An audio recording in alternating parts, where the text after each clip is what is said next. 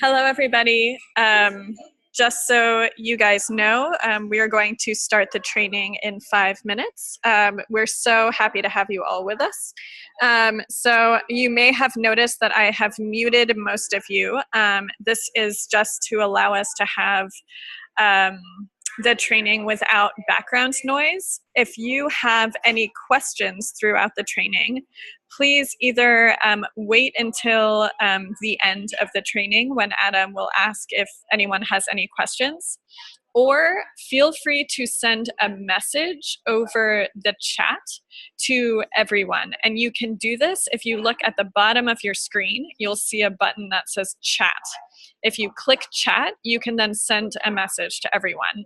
You should all be able to see a message from me over the chat to everyone, just to show you what it looks like. So I am going to mute myself for the next couple of minutes, and then we will get started in 5 minutes.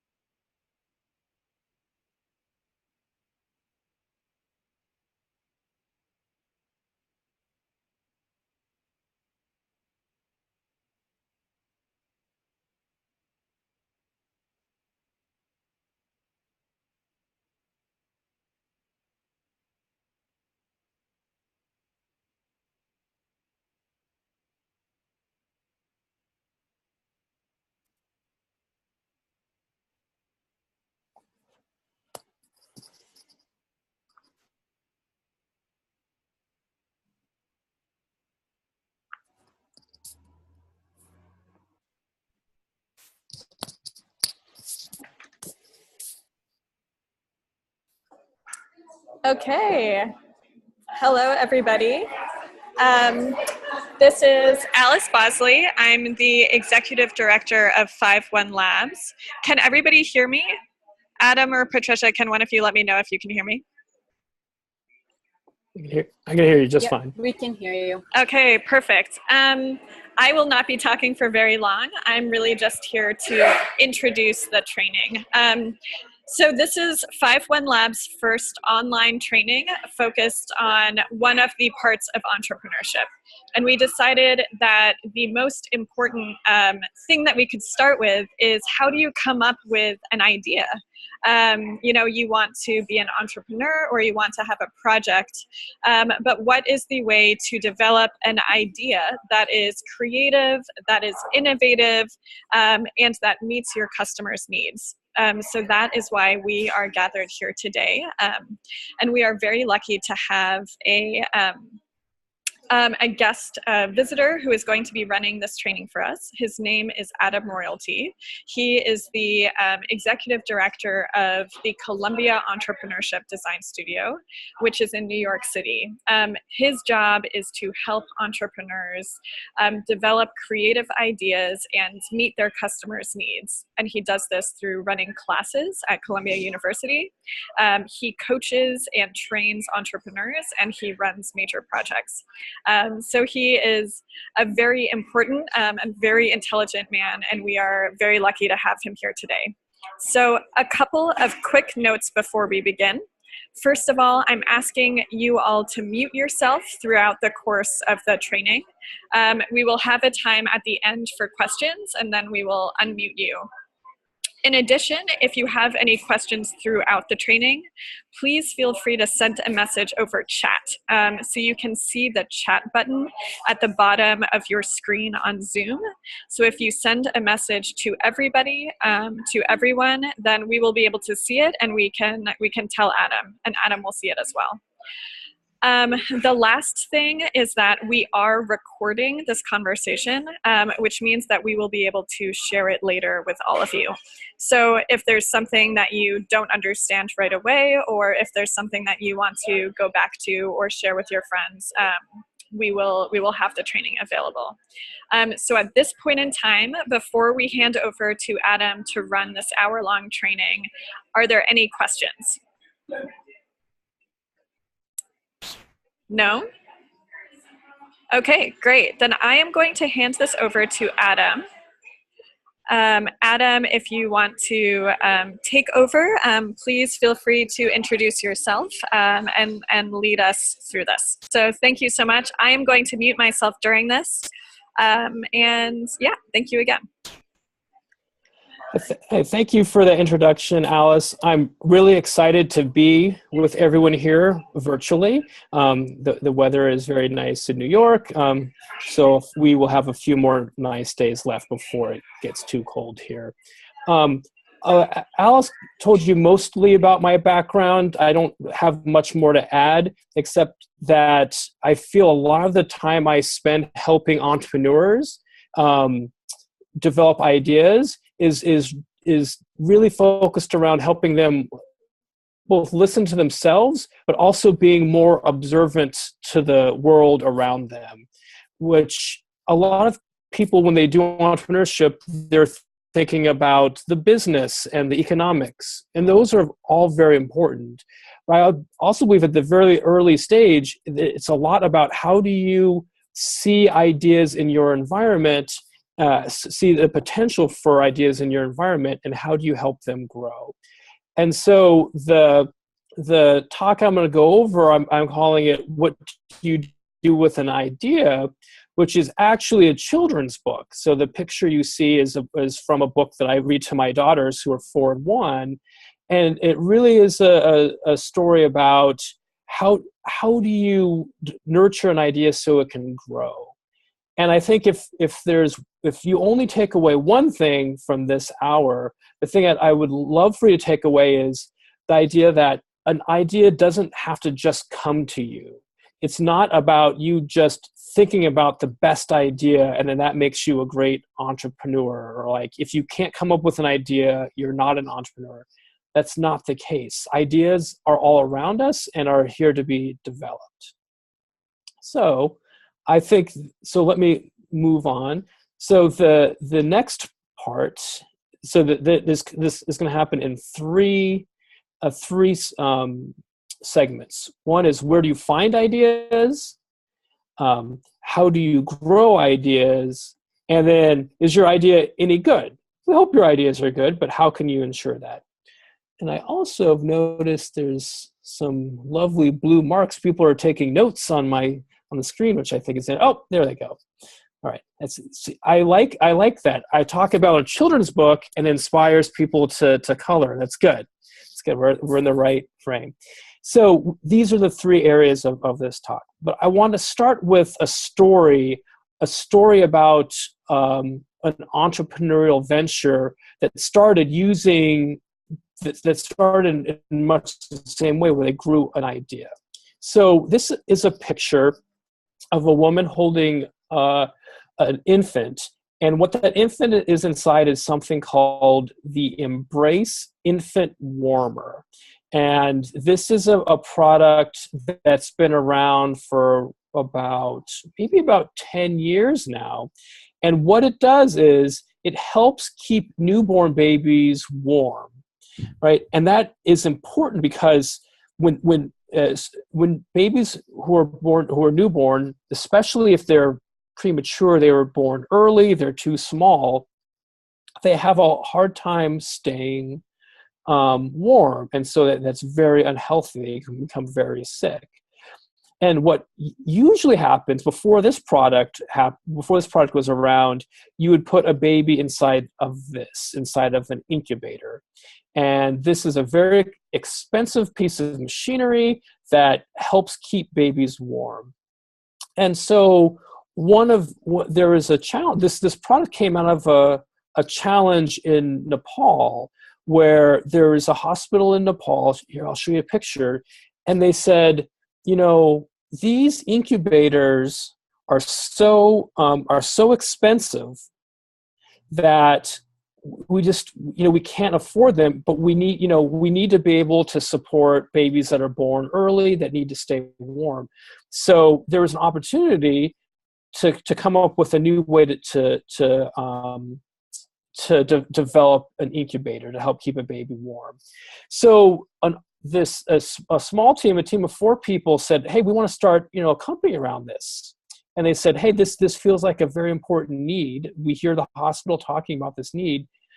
Let's go check it out. Let's go see how we can make this into a company. And so they went to the hospital, and here's a picture that they took, and they said, we see that you already actually have some incubators, but there aren't a lot of babies in them. So what's happening? Tell us more about that. And they talked to nurses, they talked to doctors. And one of the things that this team found out was that a lot of the babies that are born premature, the babies that need these incubators, are born outside of the capital. They're born outside of Kathmandu, where the hospital is. They're born in rural villages in Nepal. And then they said, okay, well, let's learn more about that. So they went to the rural villages. They left the hospital, and their adventure took them to clinics. And what they found out was a lot of the babies who are born prematurely that need the incubators, they are too sick to get to the hospital. They can't actually get to the hospital. So their business idea, which was originally, maybe we can create a cheaper incubator to keep babies warm, had to change because they were talking to people and they were observing things. And they said, you know what? It doesn't matter if we create a cheaper incubator. The babies cannot get here. So their idea had to change, and they said, okay, it's got to be something different. It's got to be, how do we keep babies warm? So they came up with some really early ideas. One of the ideas was to put babies in a tub of warm water.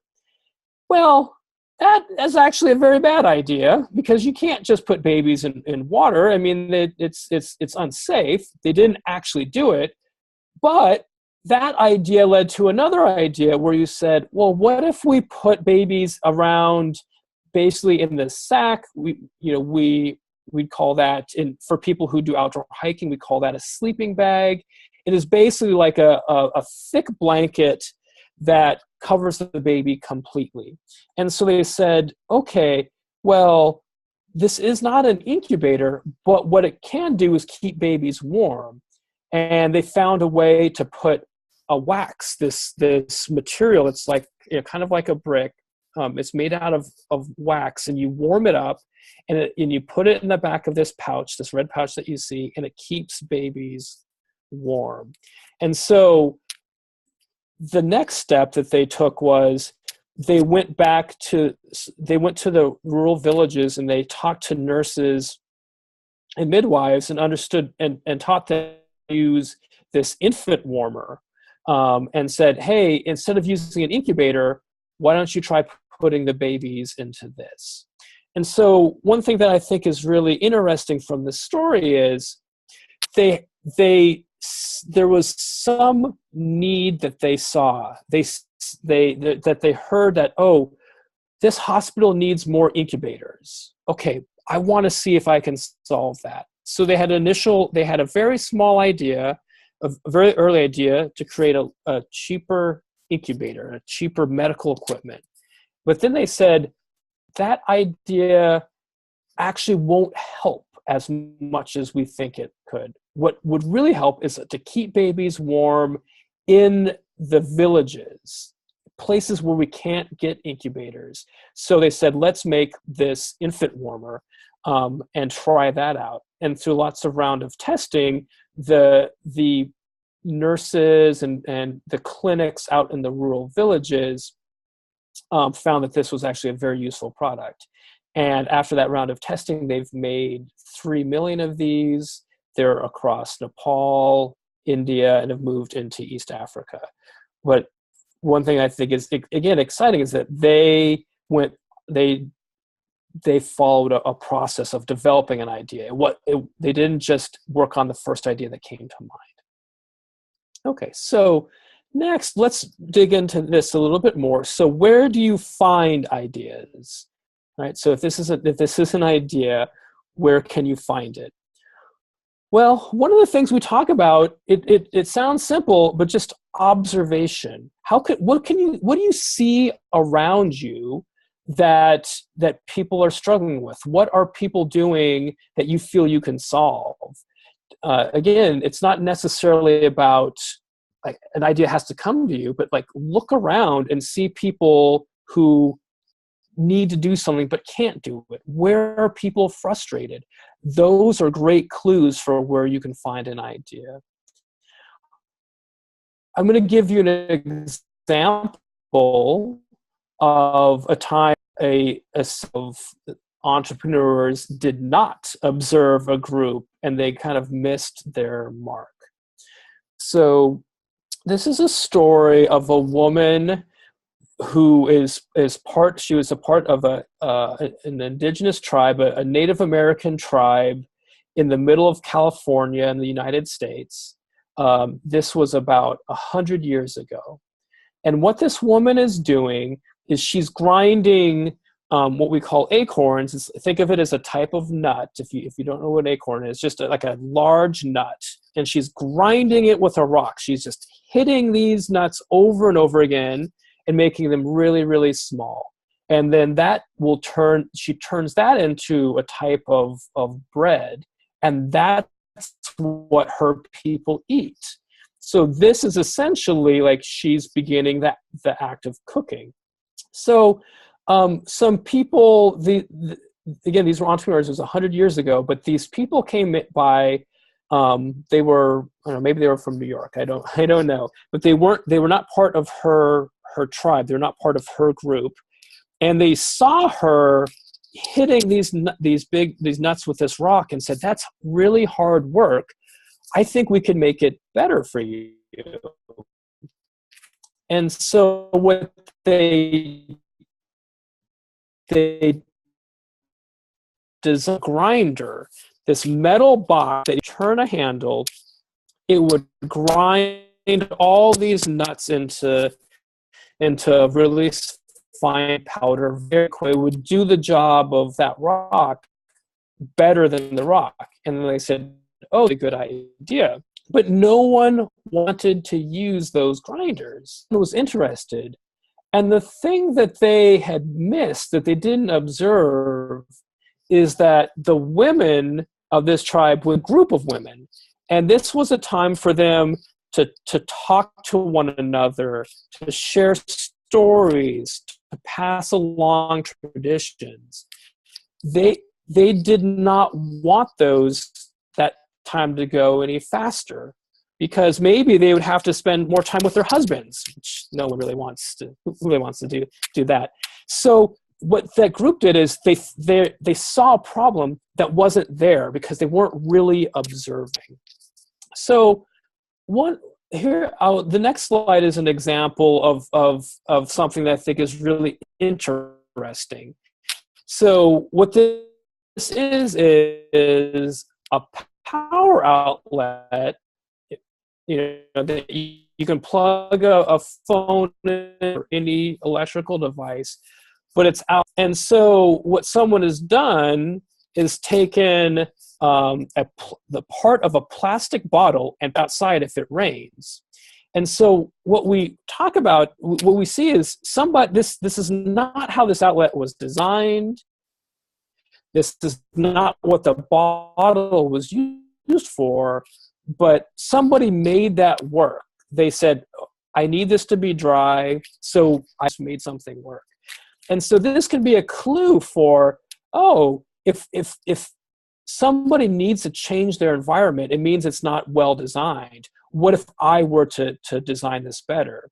So let's say, if you were in a town and you saw like thousands of these, you might say, oh, here's an opportunity to make outlets that stay dry. That could be a clue for what you'd want to work on.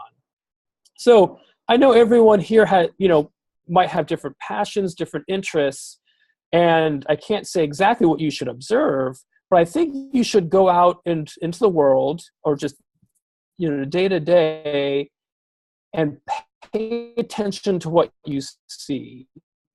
And I would say focus in on two things. What actions do you see people doing? What are people struggling with things? Are people carrying things that are too heavy? Are people, do you see people, their house, so they change the public space in a way that makes it easier for them to do their job? But what are actions that people are doing? And also, what emotions do you see? And I want to take some time to think about why that's important.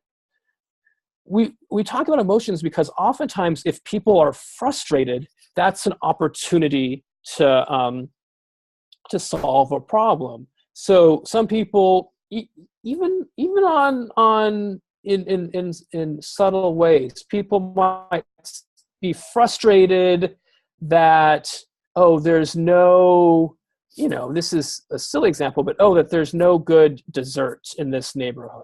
I really want to have good dessert, or I want some place that I can, meet up with my friends. Well, that they're frustrated because there's something that they want to do but they can't do. So that might be an opportunity to say, maybe I should, I could create some place that people could meet, or I want to open a bakery, whatever it is. But when you see frustration, it's a clue that people aren't able to do something they want to do. So then you can decide, how can I help people do that thing? And I think it all starts really by observing things in your environment. And again, the way we like to help you focus in on the observation is focus in on actions and emotions. Right? So that's observe. So those are ways to help you be inspired to find different ways to go. So how do you grow an idea? So one of an example I want to give is from a company that started up called Airbnb, which some of you might know. If you don't, this is an online website that allows you to rent out your house or your apartment for other people that are staying in the neighborhood. So if people are visiting New York, I could use Airbnb to rent out my apartment to people I don't even know. They would pay me money and stay in my apartment. So that means you wouldn't necessarily have to stay. You wouldn't have to stay in a hotel. So I think one thing that is a very interesting story is Airbnb started when a couple of San Francisco and California, and they were living right next to a big building where a conference was. So there were thousands of people from all over the world that were coming to this conference to learn about, I don't know, computers. I don't even know what the conference was, but there were thousands of people there, and all the hotels were booked up. And so these entrepreneurs, they just put up flyers. They put up pieces of paper around the conference and said, "Hi, are all hotels booked? You can stay, sleep on our couch in our apartment for 4 days for $50 a night." And people called them up and said, "Hey, can I stay at your place for $50? All the hotels are booked." And they said, "Sure." And then they kept doing that. When the next conference that came in town, they did the same thing. So for a while, they were just about supporting visitors who were coming for conferences, and then which was neat. But then they said, "Oh, well, maybe we could go beyond that." They could have just stayed with that business and that would have been fine.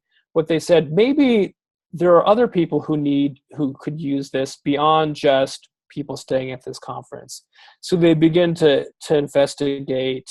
They begin to offer spaces in other people's apartments who aren't close to the conference as a way to test. And that worked out really well. More and more people signed up, and it became a really large organization.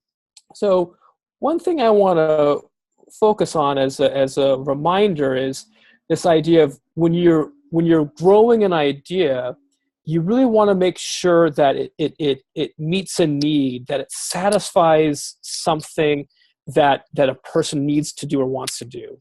So remember, if you're observing, you observe frustration, you observe these actions and emotions, and you think you've figured out maybe a way to help people, then the next step is, okay, how big of a need am I satisfying? So let me give you an example here. So this is something we show a lot here at Columbia.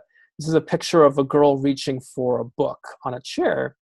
And we ask our students, "Hey, what do you think this girl needs? What does she really need?" And most people will say, "She needs a ladder that will help her get to her book," or "She needs that book," or "She needs an encyclopedia." Some people even joke and say she needs shoes. And I think those are all good answers. But going back to the first thing I mentioned, she needs, so one thing to focus on, and instead of saying, she needs a ladder, maybe say she needs to reach higher. She needs to be higher. Because sometimes if you focus in on the thing, the ladder, you get stuck designing the ladder. What you're really trying to do is help her with her action. She's trying to reach something. So how can we help her reach?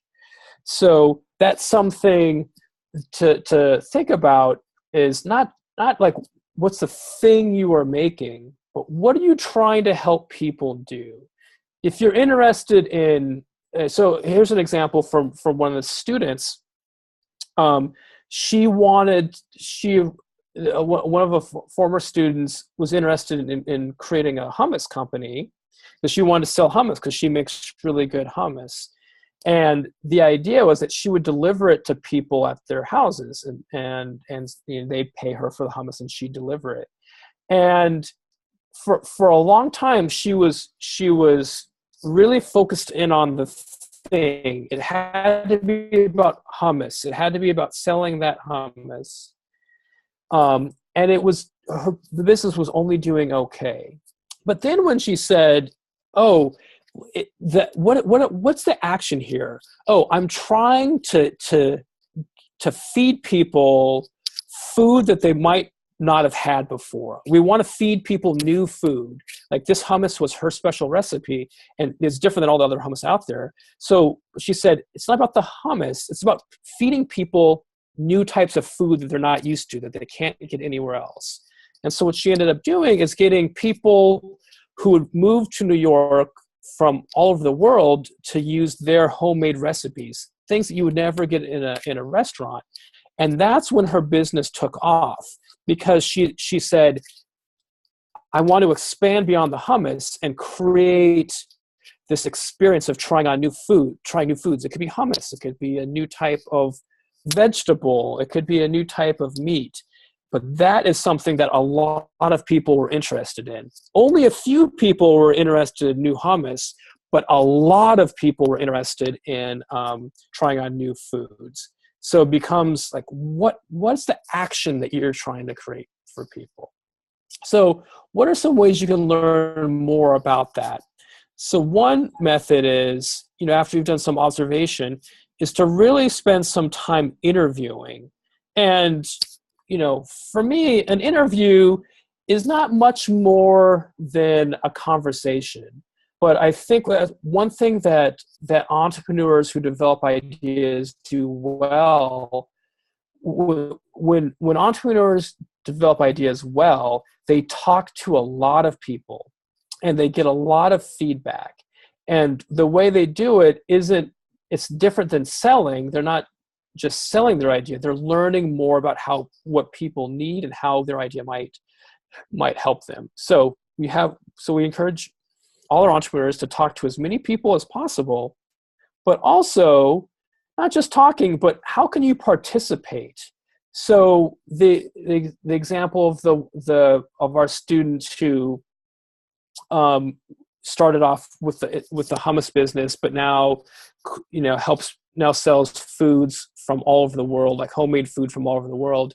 One of the things that she did is she went out to eat with potential customers, and she went into potential customers' kitchens, make decisions around food. It came from interviewing, but she actually went into people's homes and understood more about how they make choices around food. That helped her figure out, what kind of foods do I need to create? What kind of new exciting foods do I need to create that will get people excited? So one simple way that we talk about this is when you're having a conversation, it has what we call an arc to it. So at the beginning of an interview, when you're trying to learn more about your potential customers, you're trying to learn more about what some of the struggles are, we say start by asking for specific stories. Tell us about a time when you tried to get some interesting food but couldn't get there. Or in the case of the design team who did the infant warmers, they asked for specific stories about, tell us about a time when you had a newborn baby that was too cold. What did you do when you couldn't get to the incubator? These specific stories will tell you not only what people are currently doing, but give you ideas, help develop ideas for what you can do next. The second thing that we do is really asking why. Like, why are people making the decisions they're making? If someone is struggling to do something, really ask why is that the case? What is the real big issue here? So that's something that we encourage people to do during our interviews. And at the end, is it something that you think is really interesting? So I think sometimes 20, 30, 40 people And oftentimes after an interview ends, you think, oh, I wish I would have asked that question, or that person said something really interesting. So always take, a few seconds to think about, is there anything really interesting that I want to go back and revisit? All right, so I'm going to move on to the last part here. So again, this is the idea is growing. So one question is your idea any good? And I say that not, not that your idea is going to be bad, but what does good mean? And I think for, in our world in entrepreneurship, a good idea is one that can help a lot of people, that provides value to a lot of different people, right? Because then you can scale, you can make more money, you can make more impact. So there might be an idea that's good for one person, like this, which I think is a hilarious picture of a fan on chopsticks that help blow up, keeps soup cool. I don't think that this really could turn into a business. I don't know, but it was really helpful for this one person. Maybe it's helpful for other people. What we want to understand is, I want to share an example of an entrepreneur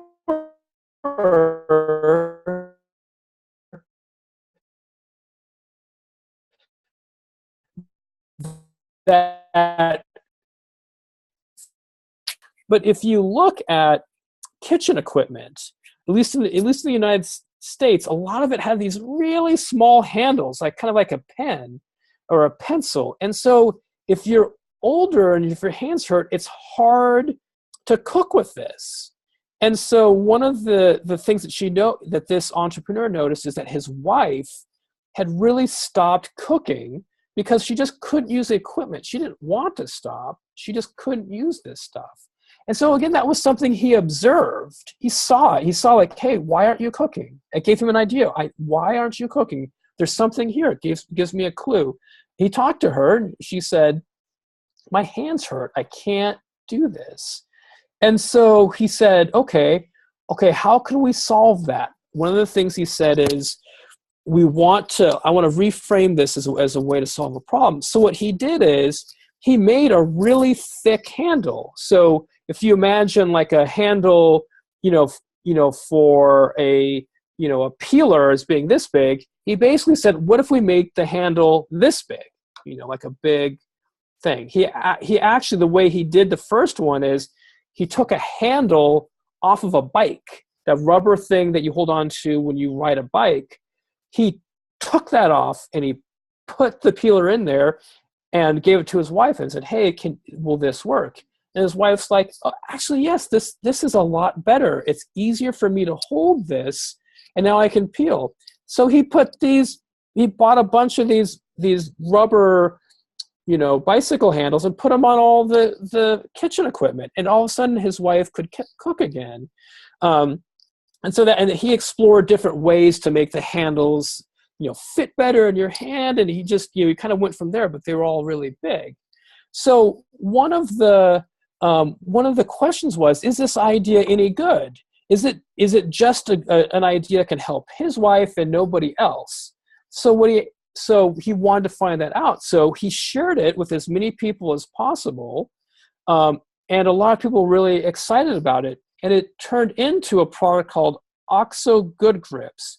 And so this product is all over the United States. I've seen it across Europe.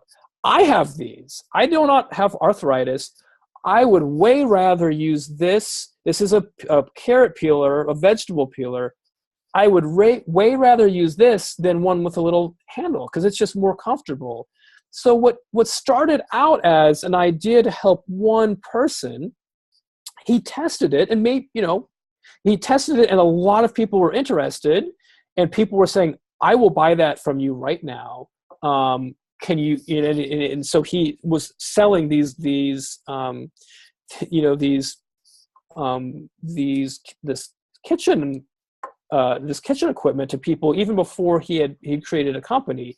And by the time he got hundreds of people asking him for these, he decided to make it a company, and he invested more money. And you can see this product is very well put together after lots of iterations. But it started as a small idea that grew because he shared it with as many people as he could. I want to give you one more example of this. And these are students who created an app for the iPad. And when they created it, it was basically a news reader. So it was one app that you could get stories from all over the internet, your favorite online newspaper, magazine, sports, travel, news, whatever. It all gets pulled into one app. And so they have that idea, and they were originally going to do it for a smartphone. And then a couple weeks after coming up with this idea, the iPad came out. The very first iPad, one of the very first tablets came out, and they said, why don't we make this app for the iPad? And again, one thing they could have done is just gone and programmed this, just gone away for like 2-3 weeks and built the product and then tried to sell it, without talking to anybody. But instead, what they did is they had a couple ideas, and they made a very simple version of it, and they just sat in a cafe, and people came up to them and said, "Hey, is that the new iPad?" And they said, "Sure. Hey, do you want to try? Do you want to use it? Do you want to try it for a few minutes? Why don't you try this newsreader app?" And people were like, "Okay." And they played with the iPad, and then these entrepreneurs, would ask questions like, "Oh, what did you find confusing? What websites did you go to through the app? What do you want more of?" And so they learned a whole bunch about how to make that app better, because they were testing with people from a very early stage. So they were at a cafe, and they would talk to 30 people a day, getting 30 people a day to give them feedback.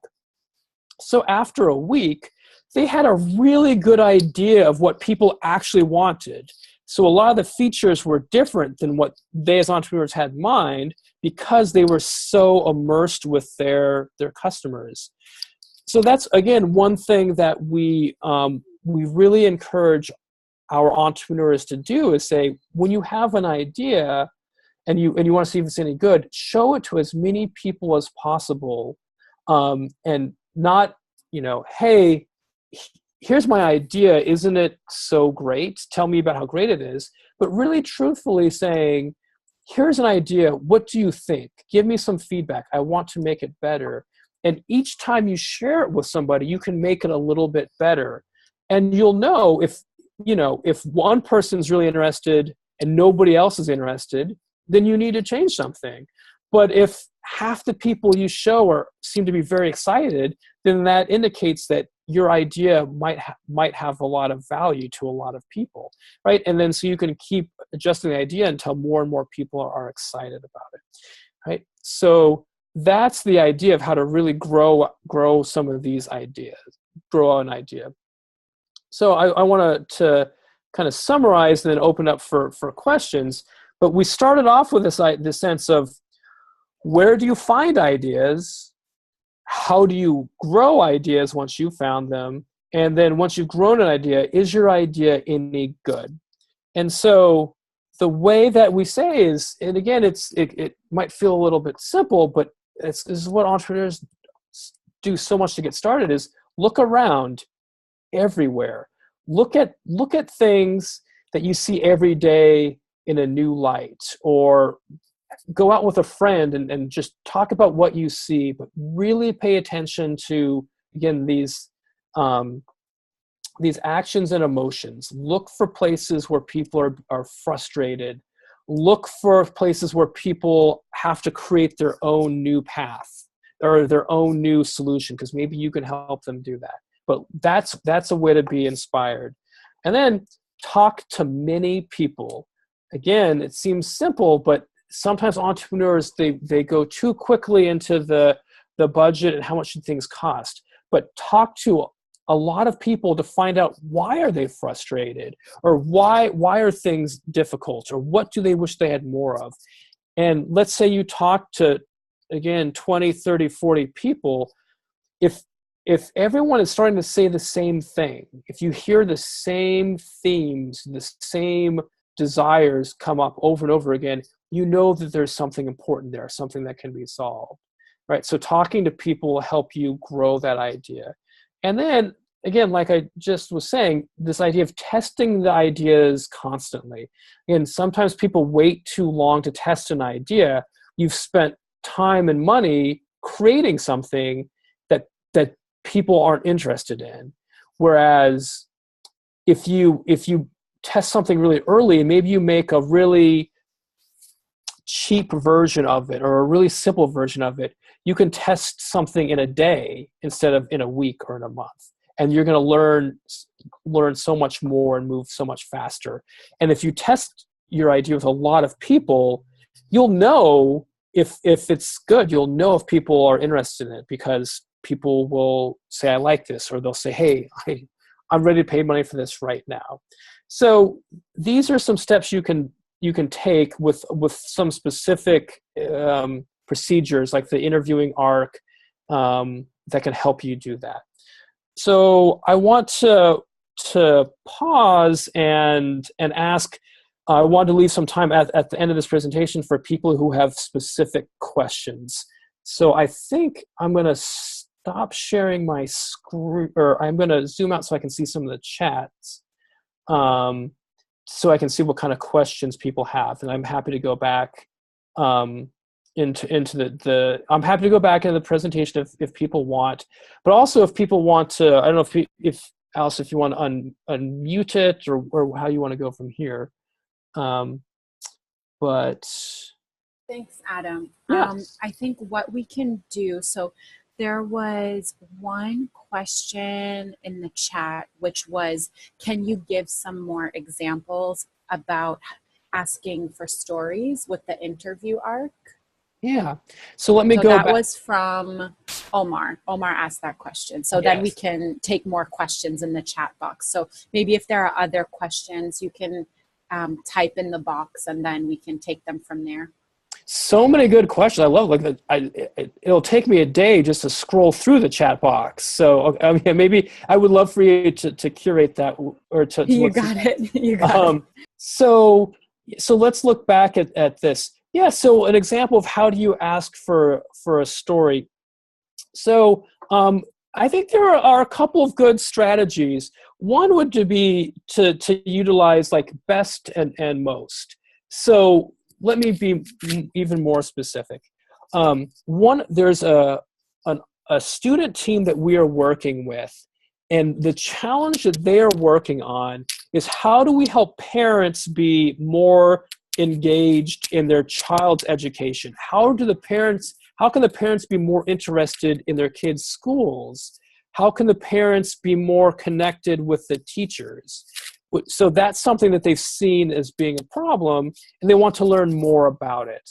So what we encourage them to do is ask stories, like go talk to a parent and say, like, best or worst, like, what was the best interaction you had with your school? What was the best conversation you had with your child's teacher? What was the worst interaction you had with your child's teacher? Or what was the worst worst conversation you had maybe with the principal? And what that does is it helps the person being interviewed get to something specific. Like if that team would have asked, oh, how do you talk to teachers? It's actually hard to answer that question, because sometimes I talk to them after class, sometimes I write them emails, it just depends. But if you say, what was the best interaction you had, then you get an answer like this. So a parent shared the time when their child was shy and wasn't speaking much in class, and they talked to the teacher about it. And what the teacher did is the teacher and the parent talked about, oh, how can we help this child become engaged, become less shy? And they came up with a number of ideas they actually had the child, instead of talking to the class, would use a stuffed animal to share an example. So, or to talk instead. And so this got the child to be speaking, and it was a neat engagement. But that was a very specific story because the entrepreneurship team, the team of students, said, tell me about the best interaction you had. And so that they got to learn more about that person, about that parent. Another thing you can do is say, when was the last time this happened to you? Or how many times has this happened in the last 2 weeks? Because you can answer that question like, oh, tell me about, for example, if you say, tell me about how you get to work. People will say, oh, I take the train or I drive. But you can say, how did you get to work today? You'll get a very specific response. Well, I was running late and I actually had to get gas for my car. You'll find out more details that way through the stories, right? So if you'll really get a bunch of details. And so that's by asking questions like, when was the last time you did that? Or what did you do today? It helps get more specific. So that's my response to that question. Maybe other questions or follow-up? Yeah, we've gotten a lot of questions, so I'll give you them in the order I think that we got them. So from Aram, Aram is asking, if a community doesn't use technology a lot, how do you motivate them to do so that you can use technology to solve a community's problems? I love that question. It's a great one, because sometimes it's like, I've got this idea and just listen to me, and I need you to engage in this idea with me. You have to kind of create the demand. The thing I would say, so I'm saying I want this community to use technology. I really want to go back to, I want you to think about the question of why, what does the technology actually do? So what are you trying to solve within the community? Is it we're trying to get people to talk to one another? Is it about safety? Is it about food resources? The thing I would say is, at least at the beginning, it's not about the technology. It's about what you're trying to have the technology accomplish. So trying to understand more about that, because one belief is, if you can show that if there's a need, if there's an action that people really want to do, and if technology will let them do it, they'll be motivated to do it. So I think it's really understanding what is it that we're trying to get them to do, and try that out first. Something else that I'll add to that is, we often have teams come in and they want to build technology right away. And most of the time they have really great ideas, and the technology is the right way to go. But we'll have people test ideas even before they have technology. So it sounds kind of silly, but we were just doing this morning. But we had a team that wanted to create an app for the iPhone. But what we had them do first is just draw things on paper, just draw what the app would do on paper, and have people use it that way. And so what you would do is you can test an idea without having the technology actually work. You just test what it would accomplish. And that actually is a nice way to get a community who's really not interested in technology to explore your idea. So instead of having them use phones or computers, create your solution out of paper or out of books or posters or whatever it is, but get them to be doing the same activities that they would be doing if you used a phone.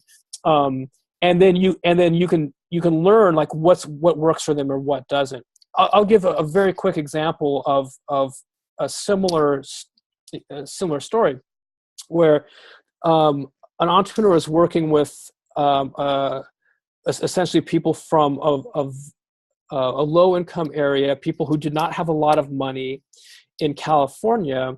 And one of the things he was trying to help them do is he was trying to help them save more money. And one of the things he observed is that a lot of these people don't have bank accounts. They just have cash and that's it. So they will hide it under their bed or they keep it in a jar.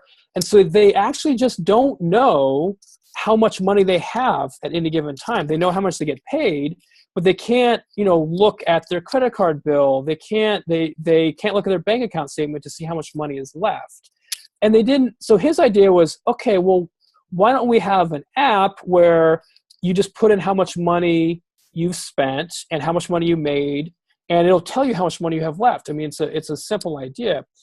But a lot of the people in that group that he was looking at, they just weren't interested in using technology or smartphones for that. It wasn't a desire. So what he did is they didn't want to use an app, but they were fine texting and using a phone. They're very simple things. So what he did is, for 2 weeks, he had everybody, 10 people, everyone in this small community, they would text him how much they made, and anytime they bought something, they would text it just to this one guy. His name is Ben. And then Ben would text them back how much money you have left. He would just do the calculation himself on paper and send it back to them, and did that for 10 people. And it worked so well. They really liked knowing how much they had. All of those people started investing in more and more of the technology. So that was something where he tested an idea before the technology was ready, and that it has spread across to a number of different communities because he kept testing with many more people, and it's taken off. So I hope that helps. Again, the idea is like really focusing on what the technology would accomplish, focus on that, and then build out the technology later. Because it might also be the case, maybe you can find another way to do it without very sophisticated technology. I'm not sure. Thanks, Adam. So we have about less than 10 minutes left and a lot of questions. So we may have to do a lightning answer round. But, okay, I'll talk fast. We got a few questions about a similar topic, which is about plagiarism of ideas and, what happens if someone steals your idea? How can you prevent someone from stealing your idea? How much detail should you share with people about your idea? So This is something we deal with a lot. So we have some comments on our end, but we'll leave it to you. Yeah, I do want to hear your comments because when we talk about it, it's a really good point. I think in many places in the United States, there is a culture of just whenever you have an idea, share it and let people give you feedback on it.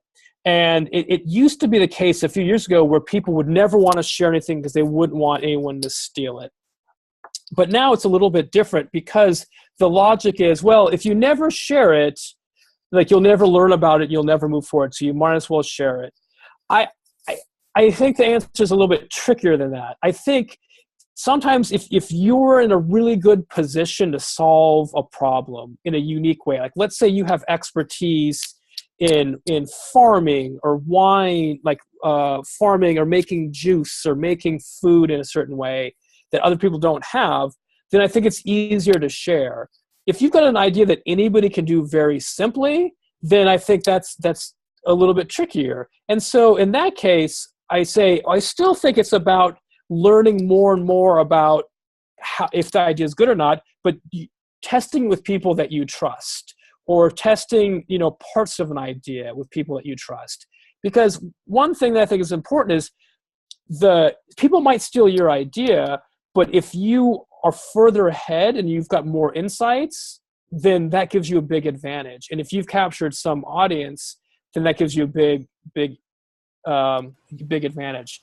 But I feel, so I guess in summary, like if you have an advantage that you just naturally have, I think it's sharing ideas is great. if you have less of a natural advantage, then I think you have to be a lot more careful. I don't. What do you guys think? Because it's also a cultural thing depending on where you're at. Yeah, the question is also arises a lot because in Kurdistan and in Iraq in general and in the broader Middle East, there isn't really copyright law. So you don't have the legal protection to, basically make your idea your own. So we also would say, an idea is just an idea. You can't steal an idea. You can steal a business. So it's not yours until you start developing it. And I think everyone on the call knows that in Kurdistan, this happens quite often. A successful, let's say, juice shop opens and the next week there are 4 more juice shops right next to it. So from our perspective, I guess, you can't protect yourself. Like we can't say anything else really, but the way in which you protect yourself is by making yourself better. That you always, like you said, you have to continue to try and improve and always, talk to your customers, see what they want, what can you do better than other people. And just because there's the potential for someone to steal your idea doesn't mean you shouldn't try and make it into a business. Yeah. And that's why I think that's the grow an idea. It's not, it kind of, that's a great point. The idea never, the business doesn't end, right? You're always doing these things. You're always figuring out how to get better. Even when you have customers, you're still, what new ideas come up? Okay. Well, other questions, maybe thematic like that I can get at? Yeah. The first, I just want to ask is anyone having trouble hearing? And if so, can you please write it in the chat box because 1 or 2 of the people are having trouble hearing. So maybe Alice, if you can type out some of the answers so everyone is able to understand. Okay, so a next question. So some people related to the topic of who to talk to, they're wondering how, this is Sarah, I think. She said, my question is, how do you find the right people who are interested in your idea or project? To be honest, I already have an idea about how to start a business, but I don't know who to talk to. Okay. So it could be, sometimes when people say, who do I talk to? It's like, who will help me invest in this? But some people, in this case, I'm taking it to be like, who will help me develop my ideas? Who can I learn more about this from? If you have ideas, great. I think that's awesome. I would say, again, start close to with friends and family, people just to make it easier. But thinking about whatever your business idea is, you can share it with them, but also, not just, hey, I've got an idea, what do you think of my idea? But for example, for this person who started with hummus, the first thing she did was she made a bunch of hummus and started giving it to people. And that it's what I think is, what I like about that is she's learning, doing all the things that we suggest, that you talk to people, but she's actually going through the act of she made the hummus. Now she knows how long it takes. There's some of those logistics there. At that point, she had no idea how she was going to market it. She wasn't thinking about a website, doesn't know how am I going to make 20,000 of these a day. It was just let's just make something and get started and create an idea and give it to a couple of people. So I don't necessarily, I don't think about who are the right people to talk to. I'd say find people that you think your problem or your idea will help and start with them. And if it doesn't help them, then you can say, maybe I should talk to a different set of people, or maybe I should change my idea. I think it's more important to just get started interacting with people than to find the right people. Because you might say, I need to find the right people to talk to. It takes me 2 weeks. You just go out and on a hunch, think, oh, this person might be a good person to talk to or to make something for. You'll know in 5 minutes if it's not right, and then you'll have a much better sense of who might be better. And you can do that this afternoon or this evening or tomorrow. So I think it's more important about who you think your idea can benefit, and just going to them and seeing, can you explain it to them, or even better, can you create something that will help them? That's my response to that. It's a good question. It's about not about planning, it's about getting started. Great. So we have 3 questions left, and I'm gonna clump 2 of them together because I think they both relate to prototyping. So the first question is, related also to funding. So it says, when you've identified a need and researched it thoroughly, and the solution needs money and you don't have it. So bearing in mind, you've broken down the idea as much as possible, so it costs as little as possible, but is equally as effective. So I think the question is about how do you test an idea with as limited funds as possible. Yeah. And the second question is, it's how do you, this is from Mohammed in the chat box, how do you dress up your idea and share it with experts to learn how to make the first model of your idea? Yeah. Okay. So I love both of these. So it's really about, this spot where you've got an idea and you've started to make something, or like you're facing these barriers to making it, but you're ready to like bring it into the world. And so part of it's like dealing with experts versus just like making it for somebody. So the thing that I hate just saying, oh, be creative. Like what does that actually mean? But I think one thing that'll help is, and I heard you say, or I heard in the question, like, oh, we're going to break down the need to all its components. One thing you can think about is, what is the simplest version of what I'm creating? What do I need to create? Like, what's the core feature or function? So in that story I gave about the app that lets people know how much money they have, there's a lot. It's an expensive app to build for the most part. You need to get an engineer, and they eventually did. But there's a lot of things you need to do, like find like the login page, and like you have to figure out all the algorithms, although it's mainly subtraction, but you have to code it. You have to do you have to like figure out, is it going to go on what phones and so on and so forth. But that stuff is not core to what your solution actually does. What their solution is it lets people know how much money they have. So I would say if you're going to prototype the most important thing that it does. Like, what is the one thing that addresses a need, and how can you build that up? Because I think you'll find is a lot of the features is where you start spending a lot of the money.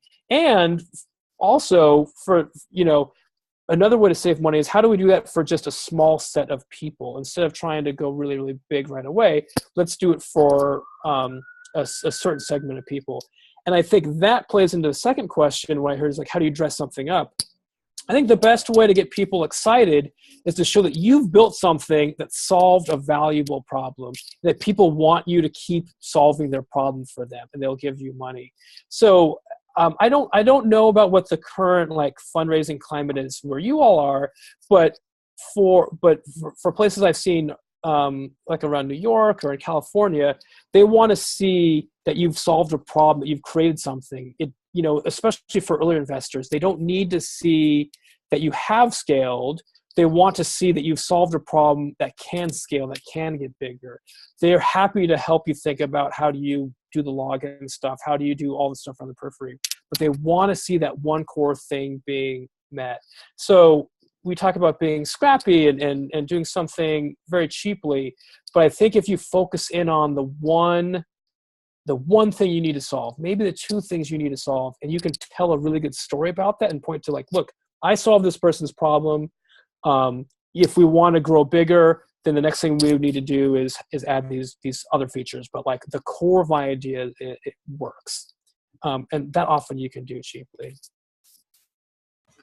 Thanks, Adam, so much. So we have a few more questions, but we are running over time. So Aram and I think Vino had 2 questions. So Alice and I will get the answers to those to you both by email, because Adam has to go since he's been with us for a while. But Adam, thank you so much. This has been a great training. And just a few announcements from our end. So 5-1 Labs will be opening up our office in Erbil in 2 weeks. So we'll be sending you all an email with some updates about that. And we'll be hosting a startup boot camp very soon. So you can check our Facebook to find out more information. And otherwise, we will be sending you all a very short survey about the training right after this by email. So it shouldn't take you more than 5 minutes. So if you have the time to fill it out, it would be really helpful for us. So thank you everyone so much. And Adam, thanks so much for the great training. It's always a pleasure to have you. I was super excited. Such awesome questions. I want to come and visit the office. So I'll do my best to get over there whenever I can. You're more than welcome. Thank you. Thanks everyone.